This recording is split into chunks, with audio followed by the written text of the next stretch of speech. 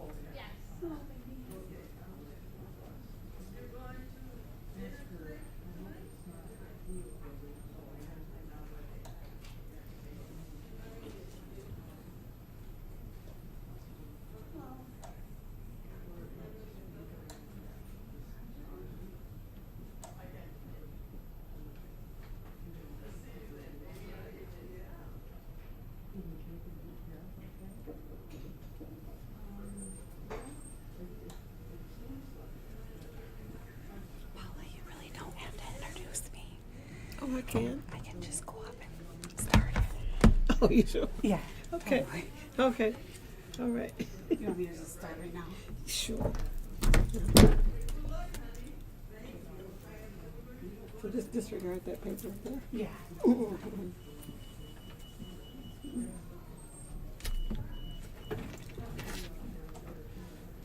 Good afternoon. I'm going to go ahead and get started. I'm Jillian, the social worker on campus. Of course, my title is the Director of Resident Health Services. That's kind of a long title to say social worker, so that's what I do. And I'm going to be talking about the health services on campus today. So there's me again, with much shorter hair. That was a whim a few years ago. I've been with Holland Home for about 8 years, and started out as a social worker in independent living, and then transitioned a little bit to a different role and added some things on in like 2015 with the assisted livings. So this is what I do essentially. I manage the social services of the independent and the assisted living. I do transitions of care from independent to assisted, and then from assisted living to nursing, nursing to assisted, so kind of transitions among the different levels of care. I oversee the staff in the health center, and I manage the operations and all of the details of the assisted livings. That tends to be my primary role because that's a busy place. And then I report to our executive director, Sarah Heathis. You may have met her before. If you haven't, hope you'll be able to meet her soon. So I wanted to talk about the health services. That's our part of our real programs focus on the wellness series, the 6 wellness series. So Patty called and asked if I would talk about some of the different services on campus, and then we would have time for question and answer. Some of it you may know, some of it is new, and then we'll have that question and answer time. So we'll talk about the health center, and we'll talk about our nursing services. So those are some of the more formal healthcare services on campus, and some of the more informal would be our home care, vibrant living, and then our different levels of care, and then services that come into our campus that aren't part of Holland Home Services necessarily. So the first most formal service we have is the Breton Terrace Health Center.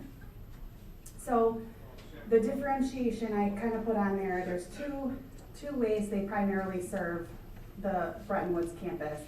One is to provide the health services, occasional and sometimes more urgent services to all the residents of the campus, either at the Terrace Health Center or sometimes going to the resident's home. The other way would be to actually become a patient of the health center and have one of the Mercy Health doctors be your actual primary care physician. So the short term or like occasional services, I listed some of them that we do quite often. You have a fall, you may have a wound, you need somebody to dress the wound, keep the wound clean, every day or sometimes, a couple times a week for a little while. That's a service offered like on a short-term basis. And then, sometimes we have a resident may have a fall in the building or at their home, and so the nurse would go out or the MA would go out and check to make sure the person's okay. Sometimes they're assisting to get them to the hospital. Sometimes they're just assisting in the home, calling family, calling a friend. Maybe they're checking in the next day. So more like those occasional or more urgent services.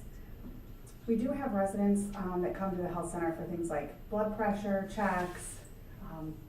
And if you were here prior to COVID, if you lived here and maybe took advantage of the blood pressure clinic service, just kind of a drop-in blood pressure weekly. We did away with that because of the group setting, but we're going to start that back up again. So that's a service offered. Anybody can come for that. Where the confusion is, sometimes people say, well, it's the health center, I want to see a doctor. It's not that kind of doctor that you're going to see. You may see the nurse for some care, but if you want to have actual visit with the doctor, you have to actually switch to this practice. So that involves getting your records, having everything sent to the doctor, and then making an appointment, just like any doctor in the community that you would see. I did list their phone number, but you can always find that in your resident services packet too, or you can always stop down. In the last little while, we've been appointment only.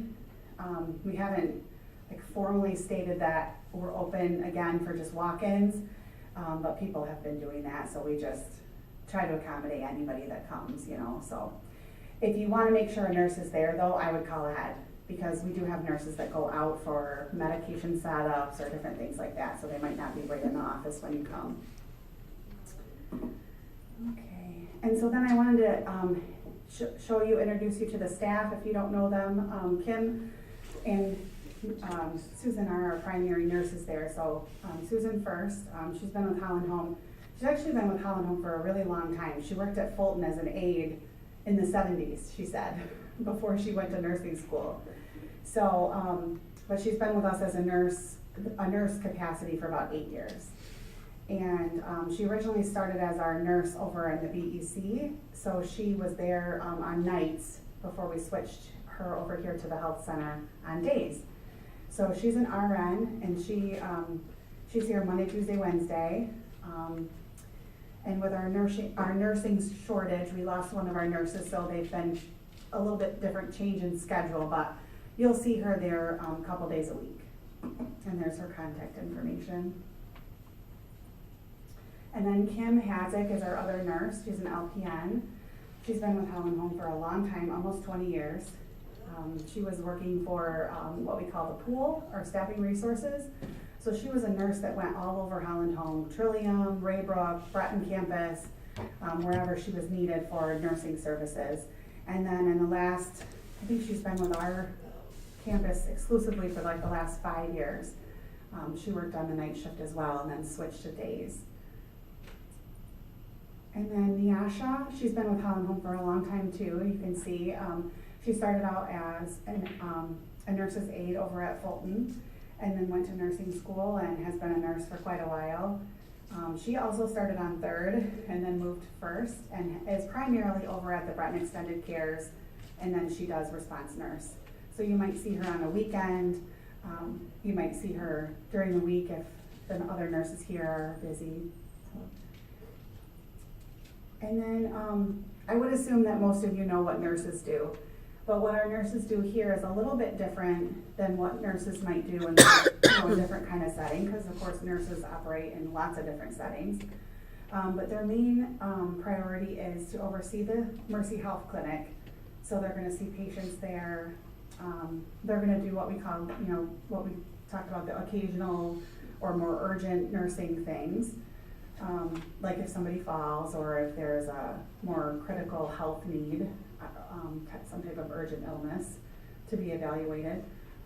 They're also going to assist the doctors with their patient day, so they may be in and out with patients and writing up summaries and making sure the patient knows, what are the next steps and doing the documentation, things like that. And then they assist with the doctors in providing those treatments. So maybe some of you have come to get your ears taken care of. I have come to get my ears taken care of there. But things like that you'd go to your normal doctor's office, maybe you need an injection for something, maybe you need help looking at your medications, making sure everything's right, those kind of things. And then again, they also function as the response nurse, so they might go over to the Ridge for something, they may be out in the homes or here at the terrace. And then we have our 2 medical assistants. So Anna's been here for a while. She's been a fixture in the health center. And she's the MA, so she works in the front office. And occasionally, you might have seen her during like the COVID clinic, doing injections and things like that. She does treatments and things. And this is our new MA, LaShondria. She goes by Sean. And so in this crisis for nursing care, we found we have in this open nursing position for a couple of months we were unable to fill. And so the Raybrook campus kind of started out looking at what can we do to make sure there's staff appropriate in the role that we need them in. But how do we do that without enough nurses? I'm sure that you may have read, in the last couple of years, there's a lot of nurses leaving the profession. And so we're trying to figure out how do we do this, how do we provide the right services with different type of person's skills. So we hired Sean, so she's going to be primarily at the Breton Extended Cares, but she'll also be over in the health center as well, doing some of the same things because our nurses operate a little bit more like unit secretary type of work than just clinical nursing work. So she'll be helping out and taking over some of those duties. So you'll see her around campus. She'll be here on Fridays at the health center. And what do medical assistants do? So our medical assistants here help in the front office. They do referrals, scheduling appointments, they handle all the phones. They're the ones that may take a call from you and forward it on to the nurse. Mrs. Smith fell and she's having some pain. Could you go and visit her? So she's going to be the one that kind of does the documentation and gets the nurse and gives the nurse all the information. And she takes care of all the patient records. She does assisting with patient care visits. She does the irrigations. She does injections, dressings, all different kinds of health care and clinical procedures. And then assists the nurses with whatever procedures they may need. And then the other, we kind of talked about it a little bit intermittently, but because our nurses kind of function in two roles at the same time, so we have some that are kind of dedicated to their day at the clinic, and then we have some nurses that are dedicated more over to the Breton Extended Cares, and then they both service residents on occasional or urgent need. So our response nurse, and I gave you a flyer if you wanted more information, or if you're just coming in, there's a couple down there if you want to grab it at the end. We have the response nurse, they work 12-hour shifts, 7 days a week, and so they're generally available for urgent things, more occasional things you might need, like 8 a.m. to 8 p.m. And then our phone is answered by our medical team over at the BECs for the night shift, so from 8 p.m. to 8 a.m. So it's 24 hours a day, but there might not always be somebody that can come, but there's somebody that can kind of help direct you, like if you're not feeling well and you want to talk about symptoms and what you might need, they're available for that. Oh, and I forgot to say one thing. The response nurses also, like right now they do med setups. So they have people that they see once a week, every other week, and they do their med boxes. So if you needed a service like that, we've had people before that have needed a little bit of help with a dressing change for a few weeks, or they may need somebody to do eye drops. So any type of more simple clinical thing, our nurses can come and do that on a short-term basis. So one of the more informal health supports that we have is Atrio, which is our Holland home care service provider. That is a service that you get usually through your Medicare benefits, and it's following a surgery, an injury, an illness. They come in and their primary responsibility is to try to help you get back to where you were or to improve. So we often talk about functional goals and functional changes that will help you stay independent. So this happens with a referral from your primary care physician to Atrio, or sometimes it happens when you leave the hospital, the doctors there will make a referral, and then you can have that therapy service right in your home here. And I also listed there, the services can be in your home if you're homebound. There's certain criteria for that. And then if you're not and you want outpatient services but you don't want to go out somewhere, Atrio can still come here. They just can't come and do the service in your home. They have a dedicated space here at the terrace for that. And then Vibrant Living. Vibrant Living is another sort of informal health and wellness program, which I'm sure all of you are familiar with, or I hope you are. But this is encouraging residents to stay active, engaged, and we talk about it as not being a formal healthcare program, but knowing that physical wellness, spiritual wellness, and just social wellness are really all important to the whole person. So if you have, one or two of those out of whack, you're not gonna be as healthy in general or stay as healthy longer unless you kind of have that whole person wellness. And Vibrant Living, of course, centers around your spiritual care and your spiritual life, which we know is the most important. So that's where we encourage people to look at all those facets of what's offered, the social, intellectual, all those offerings through Vibrant Living. And then the next steps for people who need more services and more healthcare management is assisted living. So on our campus, that's Breton Extended Care. And we are a licensed adult foster care. We have 3 buildings, each with 15 units. And that is paid for privately. You may have some coverage with long-term care, but generally, like Medicare doesn't provide any payment for that. It's all private pay. And our units over here on our campus are, sometimes people have a medical need, sometimes a physical, sometimes it's a cognitive need, or sometimes it's a kind of a grouping of all those things together. And we don't differentiate, like over at Raybrook, they have a dementia-specific unit. We don't have that here. We just have mixed diagnosis, so all residents living together in one unit. And those are much more home-like setting. with the 15 rooms and a living room and a dining room area, central in the middle, just similar to what you'd have in your own home, because nobody really wants to live, in a institutional setting. Well, I should say most people don't jump up and down for an institutional setting. So we try to make it as home-like as we can. And then there's people too that need more support, which would be the nursing unit, which is our highest level of care, and that's 24-hour nursing care.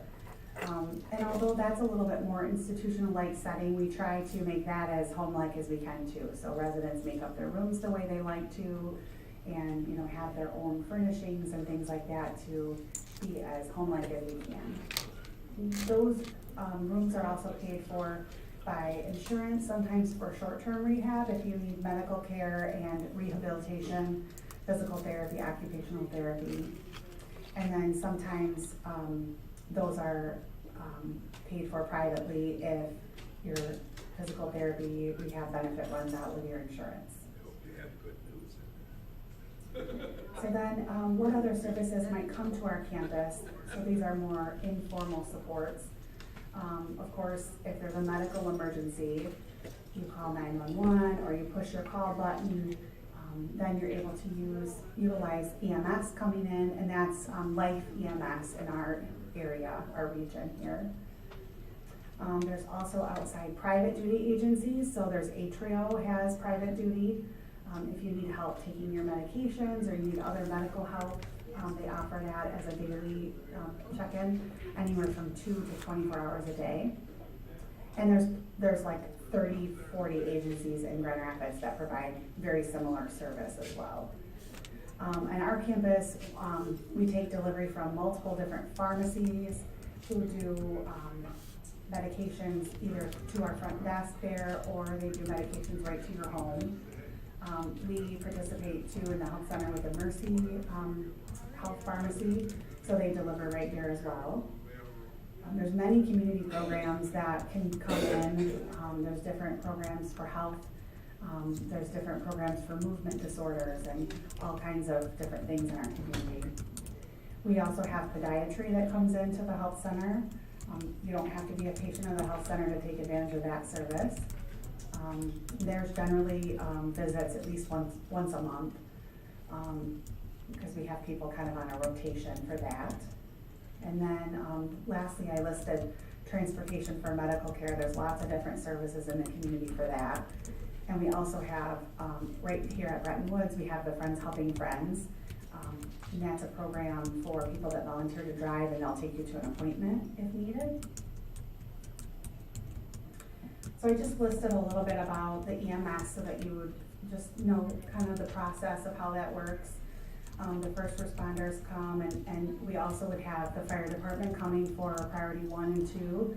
So those are first responders. They're going to come and help somebody generally having something cardiac or a breathing issue, something like that, something identified maybe as a stroke or symptoms that relate to those. They're going to come priority 1 or 2. And the receptionist would help get people into the building.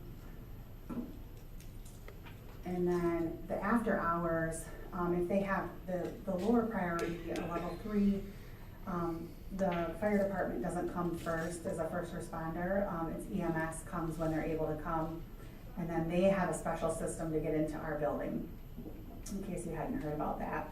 Sometimes we talk about those details more in the resident council meetings, or the resident rep meetings. So you can always talk to your floor rep a little bit more about those services. And then a lot of times, as the social worker, I get asked too, because, generally I'm called in when there's a crisis happening. So someone has, had a decline in their physical or mental capacity. Somebody has had some changes, an injury and illness, after a surgery, after the loss of their spouse, different things like that. And people ask me like, what can I do? What should I have done? Or, anything like that. So I just give a reminder, planning for your emergency needs. So completing your durable power of attorney. That's sometimes called your patient advocate. And completing that document and choosing somebody to be your advocate when you're of sound mind and you know what your wishes are for the future, or you know at least who you'd like to carry out, what your plan would be. That's really important to do now, and it's important to give copies to the people who need them. So who's gonna come to your aid when somebody, from the hospital calls and says, hey, your mom's in the hospital? That person, your daughter, needs to have a copy of that. So that's something you can do while you're well, and make sure everybody who needs it knows who it is and has a copy of the paperwork. I encourage people as well to have, if you're taking any medications, and that's not just prescribed medications, but any holistic vitamins, other types of holistic medicine and care, you'd want to list all of those and make sure we know the frequency, the dose, and the name of the medication. I've seen people with a list that says heart pill. Well, there's a lot of heart pills doing different things, taken by at different times, for different types of cardiac things. So it's really good to just pull the bottle out and write what the bottle says right on the medication list. That helps somebody who's helping you in an emergent way that you're incapacitated, you can't talk with them, or you're in pain, you're not really thinking about what medication you're taking. But that's helpful for them, the emergency staff, to know. And then again, I would update your patient advocate. So maybe you've designated your daughter as your patient advocate, but you've never talked about what you wanted. Maybe she would think, no, mom would never want to have CPR, but you think, yes, do everything you can to save me, So have that discussion. I know it's kind of a hard discussion to have for some people, but it's really worth talking about a little bit ahead of time and making some time to sit down and have that discussion with your loved one, whoever's going to be supporting you in that role. I think it's just from experience with family members who haven't talked about it, and then you're in the middle of a crisis with your loved one of you, and nobody knows what to do, and you don't want that. So try to have that discussion if you can.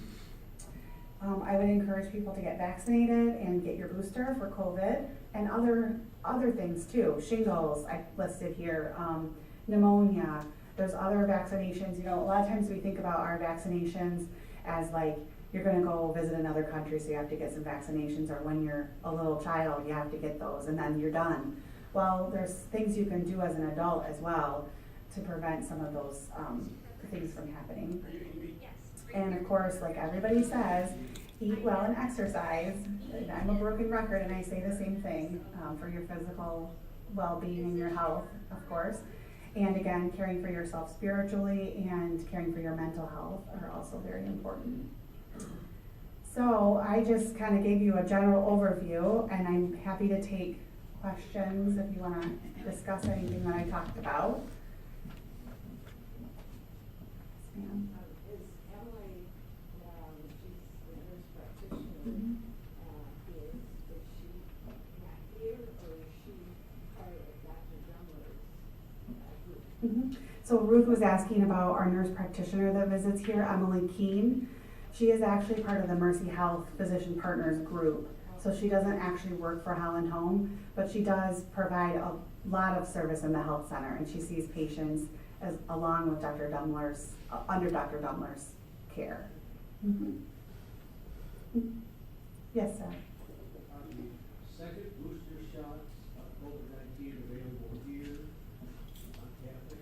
Yes, the gentleman was asking about, COVID, the second booster. And we actually just received word that we're gonna do a clinic, and we're just kind of in the beginning planning stages of, are we gonna do appointments? Are we gonna do a whole day, or how we're gonna make it the most efficient we can?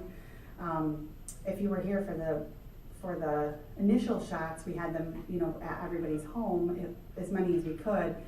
And then the booster, less people wanted the booster, so we did it over at rehab, and that was just, it was busy, and it wasn't, I'm just gonna say, it wasn't super fun for me either. And I don't think it was fun for anybody who came, because there's just a lot of people, and so we're trying to figure out a way, what's the best way to do it, and that'll be announced probably in the next week or so. You can get it really at your favorite pharmacy. You can get it at Meijer, you can get it at Walmart, there's a couple other stores you can get it at too if you'd like, but yeah, we hope to be on that quickly and get some information out to everybody. Anybody else have a question? Yes, ma'am. If you are in a situation where you don't feel real well, but you don't know if you have COVID or anything like that, can you go down and have a temperature taken at the health center?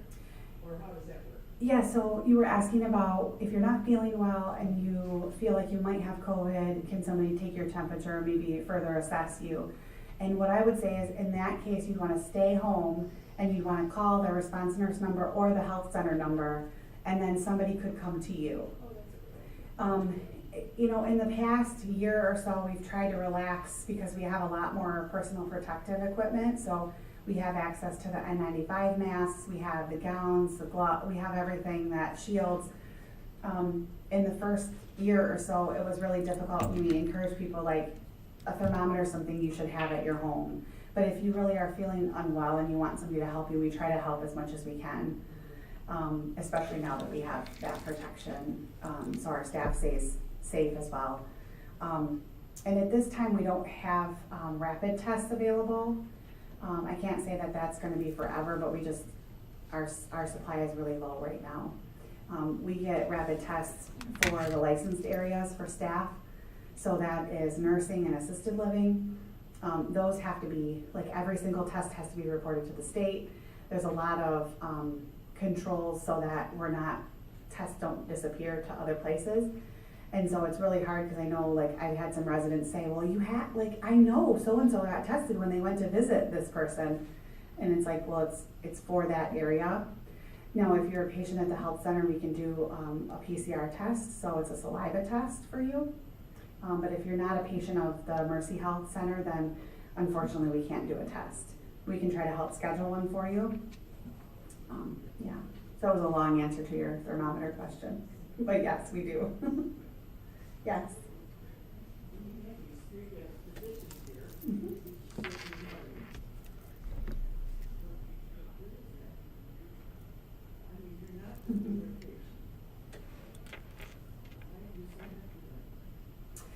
So this woman is asking if you, their doctors are only here 3 days a week, and what good does it do you if you're not gonna see them every.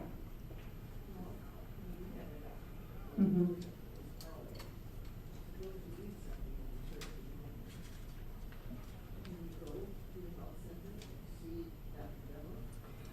Oh, so seeing a physician when you're not part of the Mercy Health group, and that is a no. You wouldn't see a doctor, but you could see one of our nurses who's on staff that actually works for Holland Home. The physicians they only see their own patients here. So if you. Correct, yep. The rest of their care is managed either by the nurse practitioner or is managed by, they may have to go to urgent care or they may see one of our nurses. So our nurses would relay that information to the physician who's on call. Either it would be maybe your doctor if it's during the day or the on-call system, and then they would let us know if there's anything else that we could do for you. A change in medication, if they believe that you needed to go out to emergency care, those kind of things. So yeah, I would say, just to broaden a little bit more on that, it's not a service for everybody. It's for people who, you know, generally want to be seen here. They don't want to go out to a bunch of different physicians.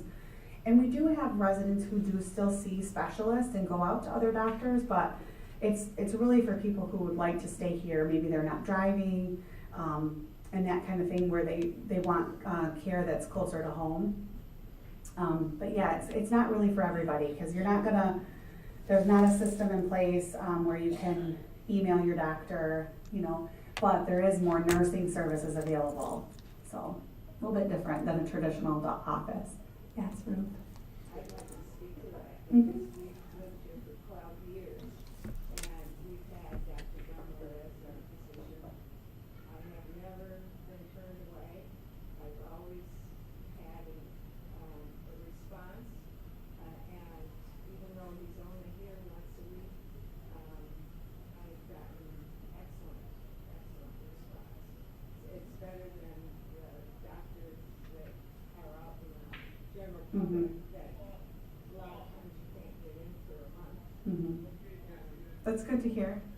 Yeah, Ruth was saying that, in case you couldn't hear her, that things have gone well with Dr. Dumler. The staff are attentive and answer questions when needed, even though you can only see him once a week, that you feel like your care, is still carried on throughout the other time, that he's not available.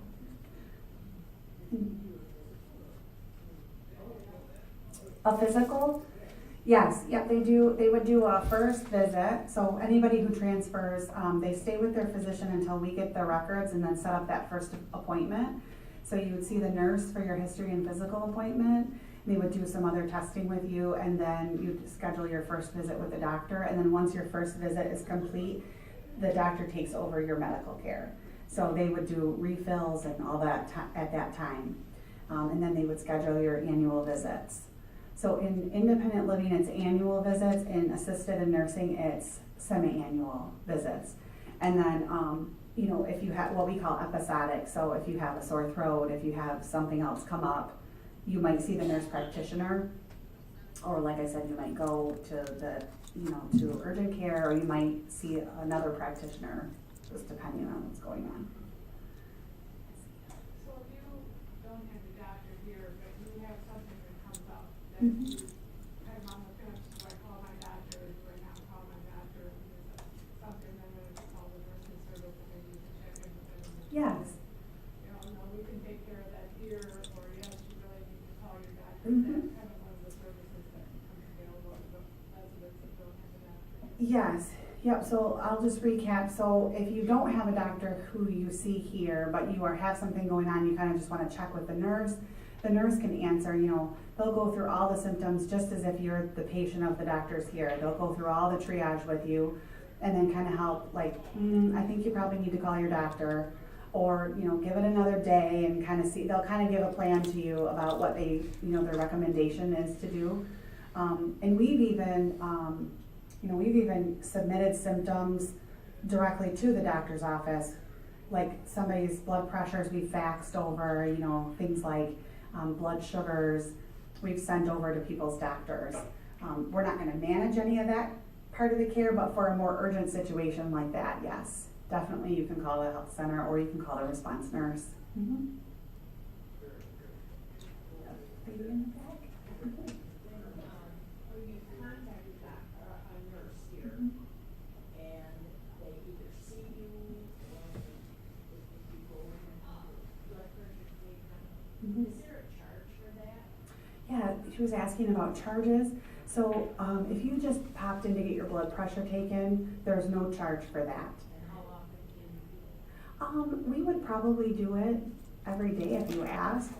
But if it starts to become something where they need to go to your apartment, then we would charge, and it's a $15 15-minute charge. So in increments like that. And that's for all the services if you actually see them face to face. So if you're calling on the phone, there's no charge for that. But if the nurse actually comes to your home, or if, like we've had residents fall in the common area and they're hurt, the nurse comes to them, you're gonna get billed for those charges. Mm-hmm. Insurance does not cover that at all. No, that's all what we call an additional services charge. And it's just $15, 15 minutes. Mm-hmm. Thank you for saying that. I miss putting that in our slides. Yes, sir. There was a program here a couple, 3 years ago, I don't even know who it was, people from all over, that talked about if you go to the hospital, you should contact this person who serves as an advocate for you when you're in the hospital. Yes, exactly. A gentleman was saying that if you go to the hospital, you should contact somebody here so that we can be an advocate for you. We call that the hospital liaison team. So when we are aware, so maybe your family member or maybe you or maybe a neighbor calls us and says, oh, hey, so-and-so went in to lodge at ER, something was going on. We call over to the liaisons and we say, hey, check up on our resident who's over here. He might need a nurse to call him when he gets home. He might need to go to rehab therapy services. He might need a surgery. So they kind of help figure out what you might need. And then they let us know not all your personal medical details, just the information that we would need to know. So-and-so's coming home on this day. home care starting, would you check in with them in 24 hours, that kind of thing. Along with that, Mhm. when do you call this person, when not, for example, you're going in for surgery? Yeah. And it's overnight. Mhm. In case the doctor said, don't you go home the same day because you're old, or keep you overnight. So we said overnight thing, there's an overnight stay. Mhm. Should we call them this?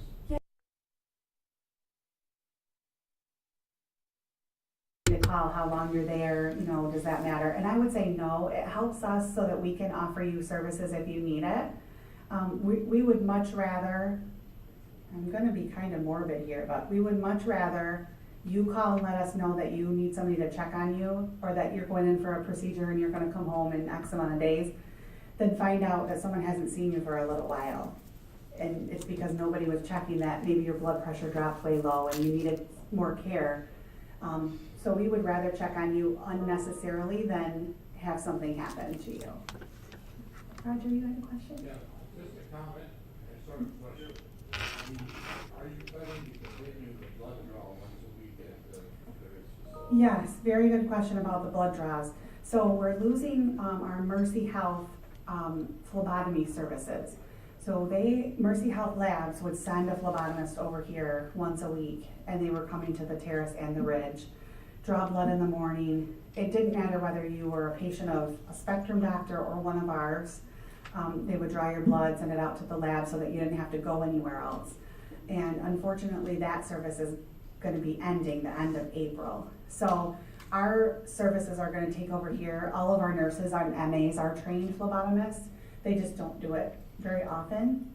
We lost those services at the beginning of COVID, and kind of through, that was quite a while where Susan was drawing blood, quite a while. Then we got them back, and then now they're actually discontinuing services all over our region. So it's not just us, unfortunately, but the staffing is very hard right now. So our nurses will be taking that over. We still kind of haven't figured out, are we able to staff it? Because we want to be able to do something consistent for people, like it's been. So we're trying to figure out, do we have people make appointments? Do we have a certain time chunk like that? It's still kind of up in the air how we're gonna do that. We know for the rest of April, it's gonna be the same, because they're gonna send a phlebotomist. And I'm hoping by the end of this week, I have an answer from Sarah about how we want to, do it going forward. I think we absolutely will do it, we just don't know how it's going to quite work. Glad to hear it. Yes. It's a valuable service. Yes. It could continue. Yes, and see, we have people in assisted living who they can't go out, or nursing, they can't go out, so there has to be a nurse or an MA or somebody that does that. So why would we quit for the whole campus, That's good news. Yeah, and it's hard because people rely on those kind of services as Holland Home services. And it's hard because when something happens, it's completely out of our control, but it reflects poorly on Holland Home sometimes, when those things get caught. So we also know we want to do everything we can to accommodate residents to stay independent. And so that's a way to keep people, healthy as much as we can, to make sure they're testing appropriately. And yes, more info to follow. Yeah, and you can believe I've been bugging Sarah about it. And the rest of our nurses are like, what are we gonna do? So, yeah. That's there too, but- Yes. And just, again, reassure you that we will have a service, we're just not exactly sure what it's gonna look like. So, yes, ma'am. The Sona's hearing, does that mean that those of us who already have hearing aids can get them, service through that? Yes, and Sona's has kind of put a hold on their services coming into our campus. They will come if you call them and do individual visits. But right now until COVID, I don't know what it's gonna look like for them. Because right now, here we are, none of us are wearing masks, or most people, and are comfortable with that. And so we're gathering, and, so, it's kind of up to them, but they will come and see you on an individual basis, is what they told us. So we're hoping soon they'll kind of go back to like a visit with us, you know. Follow up with the ear thing, for ear cleaning, Mhm.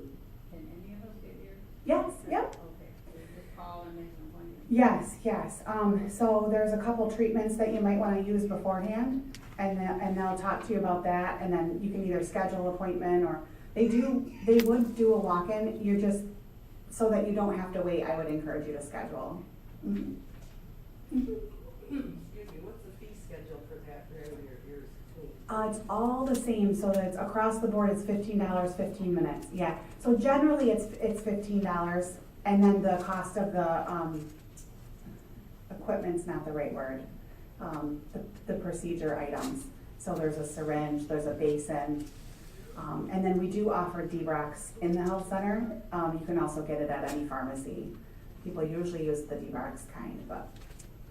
Okay, and the hearing people that you were just talking about previous to that, Mhm. how do they feel? Say, they have their own? They have their own, yeah, sometimes Medicare will cover, or your insurance. Sometimes people have a rider on their insurance, sometimes it's private pay. They'll come and do like hearing aid cleanings and different things like that. And I don't know that there's a fee for that. When they've come for like a more, few people together, there was no fee.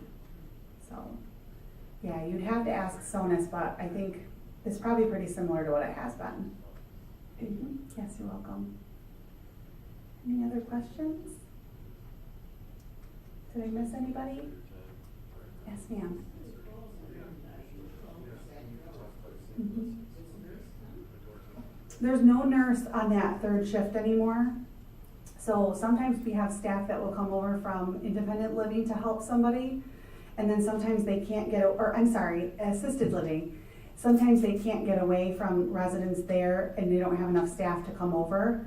So they would, encourage or help you call 911 and let 911 know your address and things like that. So we do our best to try to do as much assistance as we can.